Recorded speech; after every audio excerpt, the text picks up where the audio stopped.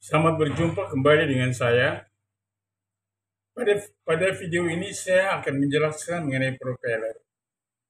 Ada beberapa istilah-istilah yang selalu kita temui pada propeller.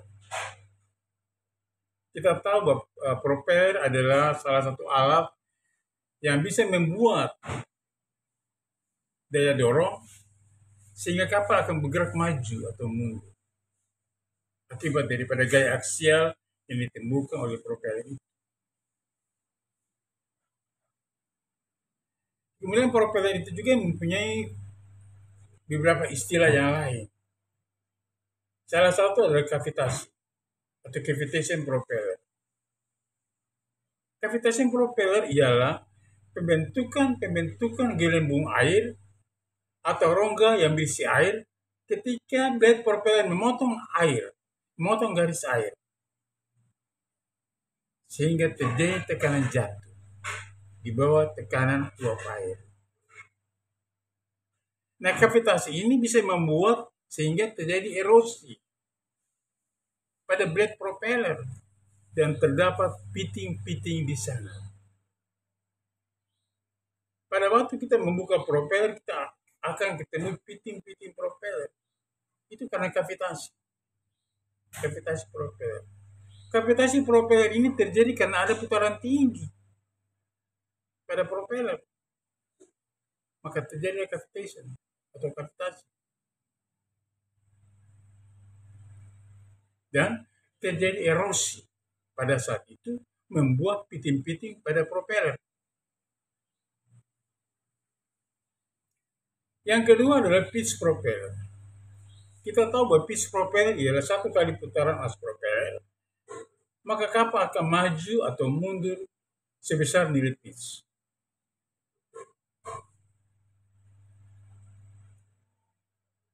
Kalau bicara mengenai pitch, berarti ada pitch tetap dan pitch yang bisa berubah. Yang pitch tetap ialah FPP, Fixed Pitch Propeller, di mana pitch-nya tetap. Pitch-nya tidak bisa berubah-ubah. Kenapa? Karena blade propellernya dipasang di hook dengan paten, tidak bisa berubah. Kalau CPP bisa berubah, karena dia pakai hydraulic system, di mana blade-nya bisa diatur berapa derajat sesuai dengan instruksi pada manual. Maka blade-nya bisa diatur berapa derajat sesuai dengan instruksi manual. Itulah sebabnya maka pitch-nya bisa berubah.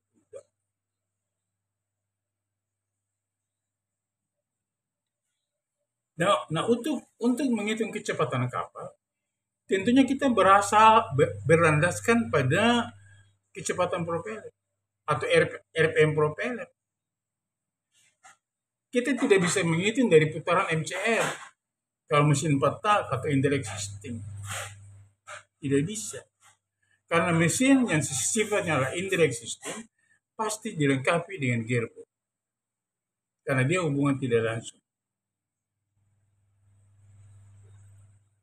Nah, jikalau MCR, putaran MCR-nya, machinery continuous rotation kita ada 500, RPM engine 500, dan ratio gearbox kita ada 4:1. Maka kita bisa menghitung berapa RPM propeller. Yaitu putaran MCR dibagi 4. Maka RPM propeller ada 125 putaran per menit. Atas dasar inilah, maka saya bisa menghitung kecepatan baling-baling atau kecepatan kapal. Dengan rumusnya adalah V baling-baling atau kecepatan kapal yang tentu sama dengan perhitungan yang ada di GPS.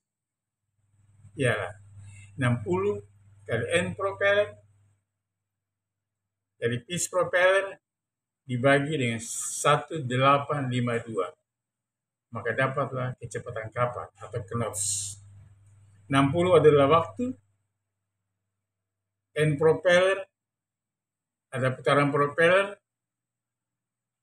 1852 adalah 1 mil laut sama dengan 1852 meter. Nah, rumus ini dipakai untuk menghitung kecepatan baling-baling. Mau untuk CPP, maupun FPP. Kalau FPP, pasti pitch-nya tetap. Andai kata pitch-nya 3,8, ya tetap 3,8. Besaran nilai pitch. Tapi kalau CPP kan pitch-nya berubah-ubah. Pada saat tertentu, pada saat blade-nya besar, mungkin bisa jadi 4. Begitu dia punya blade ketutup, mungkin bisa jadi 2. Tergantung dari instruksi manual book yang kita mau, sesuai dengan arahan dari instruksi manual book.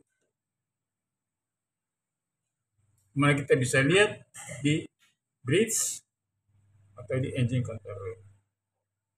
Pada derajat sekian, berapa pitch-nya, pada berapa derajat sekian, pada saat pembukaan daripada blade, berapa derajat, maka berapa pitch-nya. Tapi rumusnya tetap sama. Kecepatan kapal sama 60 kali N propeller kali pitch propeller dibagi 1852. Itu kalau kita bicara mengenai pitch propeller dan bicara mengenai cavitation atau kavitasi. Kemudian saya mau membahas lagi mengenai akibat daripada cuaca ekstrim dan blade propeller bebas dari air pada perputarannya. Dan salah satu indikasi ya bisa terjadi overspeed. Untuk itu maka semua gubernur punya fungsi kan mengatur jumlah bahan bakar yang masuk ke dalam ruang kompresi untuk jadi satu proses pembakaran. Lalu kita bisa baca di tachometer berapa RPM. Jadi fungsi gubernur adalah mengatur jumlah bahan bakar yang masuk ke dalam ruang kompresi untuk terjadi satu proses pembakaran.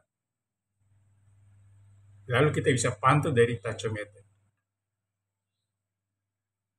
Nah, pada saat kita berada di cuaca yang ekstrim, di mana blade propeller bebas dari air, maka kondisi yang terlambat di atas dapat berakibatkan kerusakan besar bagi engine kita. Bisa rontok mesin kita. Dan sangat berbahaya. Itulah sebabnya maka semua gubernur dilengkapi dengan overflow valve. Overflow valve. Yaitu cara kerjanya adalah sistem tekanan. Sistem tekanan. Di mana sistem tekanan lebih sistem tekanan ini adalah sistem tekanan lebih di mana minyak rumah yang diperlengkapi dengan overflow valve. Di mana apabila terjadi putaran lebih, maka tekanan minyak rumah akan melebihi batas tekanan tertentu dan membuka cutoff overflow. Akibatnya, tekanan minyak pelumas menjadi jatuh di bawah low pressure, sehingga LO low press. Dan LO pressure switch safety device akan memerintahkan solenoid valve untuk shutdown engine. Dan engine mati. Itulah fungsi daripada overflow valve pada gubernur. Yang kedua adalah sistem mekanik. Pada sistem mekanik, yaitu yang dihubungkan langsung dengan gubernur pengatur bahan bakar pada pompa bahan bakar atau fuel pump. Maka di dalam mekanik gubernur terdapat bandul pengimbangan atau weight balancing yang berputar dengan gerakan mengembang. Sehingga apabila terjadi putaran lebih pada mesin kita, maka bandul ini akan mengembang secara maksimum dan akan menyentuh tuas atau link kick, ya, atau lengan governor yang menaikkan, menggerakkan rake dan pompa bahan bakar. Tapi pada putaran lebih tertentu, gerakan tuas akan maksimum dan melewati nok pelepas, sehingga rate pompa bahan bakar akan menjadi 0. Dan mesin utama kita akan mati. Inilah hal-hal yang perlu kita tahu. Jadi bisa overspeed terjadi pada saat propeller bebas dari air. Juga bisa terjadi kan hunting pada RPM. Ini hal-hal yang perlu kita tahu. Kemudian kita bicara mengenai bisa juga terjadi overshoot pada generator. Ketika kita memparalelkan dua generator, DG1 dan DG2, untuk sinkronisasi, maka bisa terjadi overspeed pada saat itu. Pada saat kita sedang mengolah itu. Overspeed ini kan kita bisa terjadi pada saat generator bekerja paralel. Disebabkan karena terjadinya perubahan beban, ya, yang mendadak. Sehingga dapat terjadi ayunan-ayunan atau percepatan dan perlambatan dari kecepatan sinkronisasinya. Nah, itulah sebabnya pada saat kita sedang mengolah proses paralel, maka dilarang menghidupkan pesawat-pesawat bantu yang lain. Kan akan terjadi ayunan. Setelah selesai paralel dulu, baru kita bisa menghidupkan pesawat-pesawat yang lain. Tapi selama dalam proses paralel, menyamakan sinkronisasi, kilowatt, kilovolt ampere, RPM, voltase, aset itu masih dalam proses penyamaan, maka tidak boleh menjalankan pesawat pompa-pompa yang lain. Karena itu akan mengakibatkan ayunan-ayunan, sehingga akan bisa menimbulkan overspeed pada generator kita. Nah, bila ayunan terlalu besar, akan menyebabkan overspeed.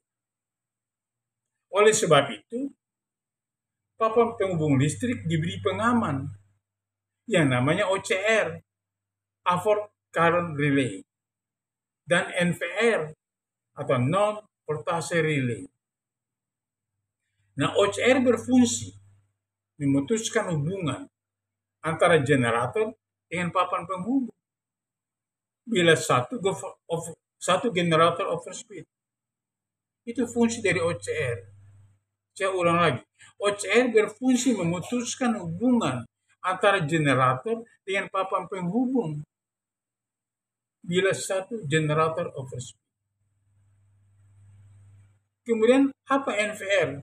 NVR berfungsi memutuskan hubungan antara generator dan papan penghubung listrik jika satu generator hilang voltase, sehingga generator tersebut tidak dimasuki arus berlebihan dari generator normal yang kita sebut adalah motorisasi. Contohnya begini, andai kata diesel generator 1 sementara jalan dan saya hidupkan generator 2 untuk disinkronisasi dengan DG1, otomatis DG2 harus ikut DG1. Dan apabila terjadi ayunan-ayunan, kemudian terjadi overspeed, maka DG2 akan terjadi motorisasi. Hanya berputar saja dan tidak menimbulkan arus. Maka itu adalah terjadi motorisasi. Terus bagaimana cara mengatasinya? Terpaksa kita harus memancing. Memancing dari mana? Dari automatic voltage regulator atau AVR. Dia memakai arus DC. Tidak ada cara lain. Itu sebabnya. Maka ketika kita sedang memparalelkan, mensinkronisasi dua generator, jangan menghidupkan pesawat-pesawat pompa-pompa yang lain. Boleh dihidupkan setelah paralel dianggap bagus. Demikianlah sistem overspeed yang saya bahas hari ini. Harapan saya bermanfaat bagi semua engineer yang akan melaksanakan tugas di kapal. Terima kasih, sampai ketemu lagi pada video-video yang akan datang.